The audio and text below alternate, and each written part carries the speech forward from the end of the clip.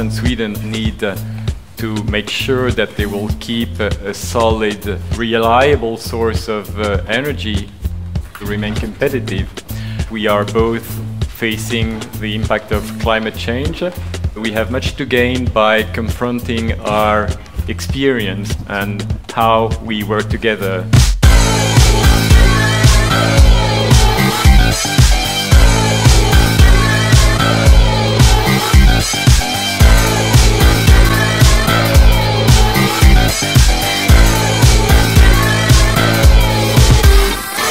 Ce séminaire organisé par l'ambassade de France en Suède est l'occasion d'échanges intéressants à plusieurs points de vue. Je pense d'abord les échanges de bonnes pratiques et de perspectives sur les politiques nationales.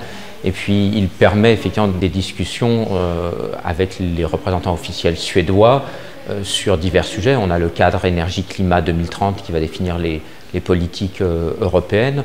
Et puis aussi, par exemple, la ville durable. Je crois que c'est important que les collectivités aussi soient dans cette problématique. Et c'est donc, je pense aussi, un volet intéressant qu'a ajouté l'ambassade à ce séminaire. Nos déplacements et les transports sont une source d'émissions considérable.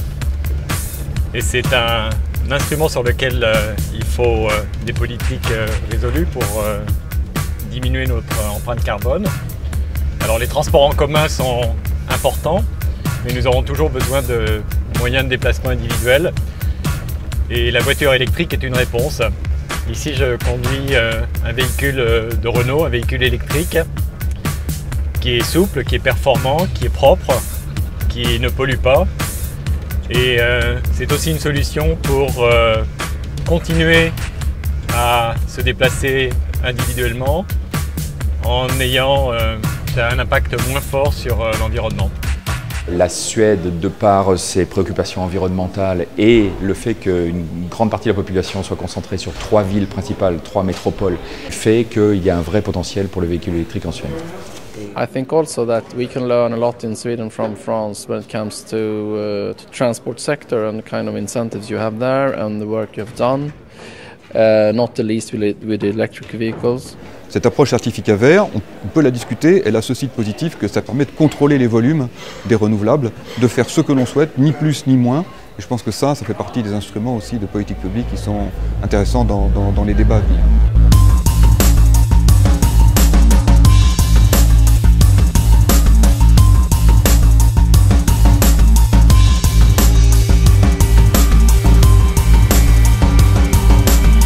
La France est engagée dans un processus de transition énergétique.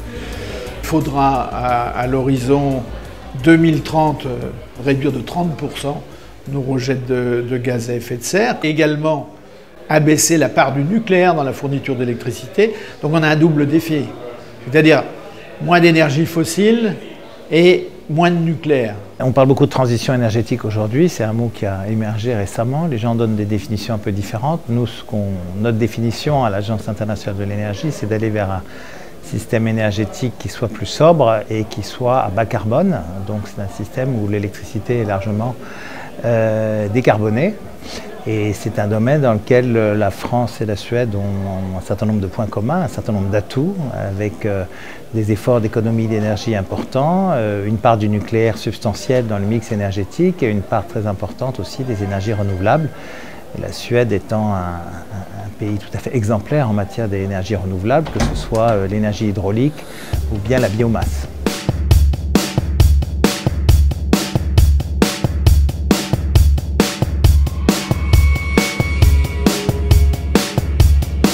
La politique aujourd'hui suédoise vise à renouveler ces centrales une fois arrivées à leur terme. Bien sûr, Areva sera là et sera très content d'être là pour accompagner ce renouvellement, cette évolution vers des designs plus aboutis, plus sûrs, plus compétitifs et prêts à répondre à toutes les attentes de nos clients. We work with the best global suppliers and some of them are definitely French.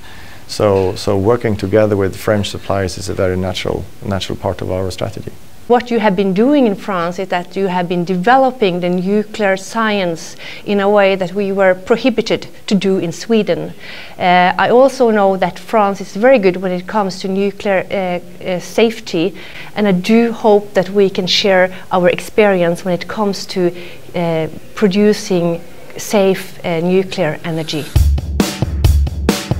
I hope we have from EDF, from Areva and other stakeholders that we see more cooperation in future here.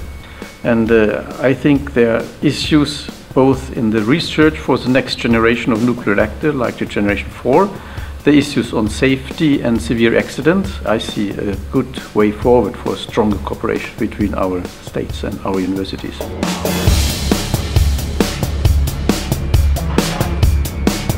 Nous représentons actuellement deux sociétés, Euromécanique et la FMJC. Nous développons depuis 3 ans une réflexion et des projets autour des énergies marines renouvelables en développant des solutions de contrepoids et de lestage pour l'éolien, l'hydrolien et l'houlomoteur.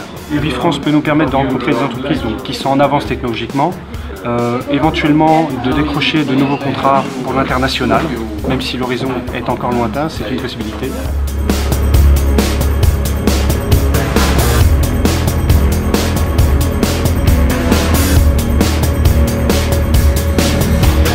Saint-Gobain est pionnier dans l'habitat durable, donc une grande partie de notre offre se tourne vers les bâtiments.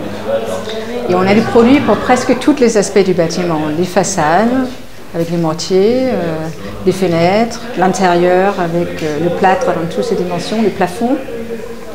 Donc on a une très grande gamme et une très grande partie de nos innovations sont focalisées en effet sur la ville durable, la ville verte et le bâtiment vert.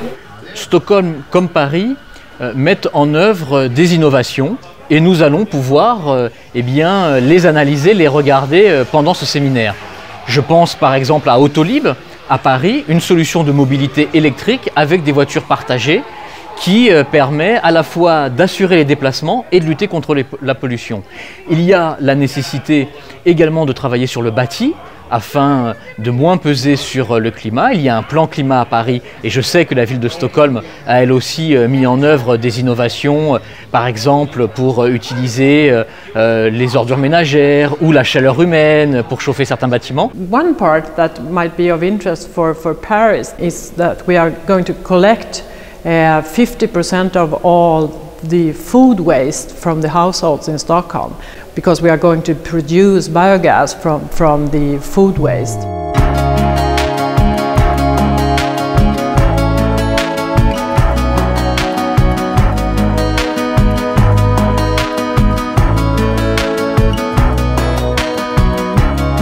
Alors ce séminaire a été, je dois dire, d'ores et déjà extrêmement utile.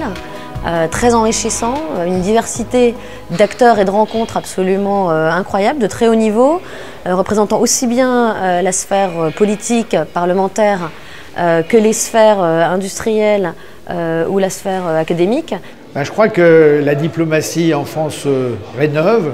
J'en suis très heureux. Ça a été une journée riche en découvertes. Parce que finalement, de se faire se rencontrer des gens comme ici, de haut niveau à Stockholm, entre des Français et des Suédois, dans des pays qui partagent et qui ont les mêmes problématiques, du nucléaire, des énergies renouvelables, eh bien, c'est la meilleure manière, à mon sens, de mieux se comprendre. C'est très bien et on espère bien ramener aussi un petit peu de toute cette expérience vécue par la Suède, aussi en France. Et je trouve que c'est une grande réussite. Le séminaire énergie a été organisé par le service économique de Stockholm sous l'autorité de l'ambassadeur et en collaboration avec les autres services de l'ambassade. Concentré autour de 6 sessions thématiques, ce séminaire a pu aborder l'ensemble des secteurs clés de la transition énergétique, avec notamment l'évolution du bouquet énergétique et les défis en matière de politique publique. 300 experts, décideurs publics et industriels se sont réunis. Ce séminaire s'inscrit également dans une logique de grands contrats avec des perspectives de renouvellement du parc nucléaire suédois.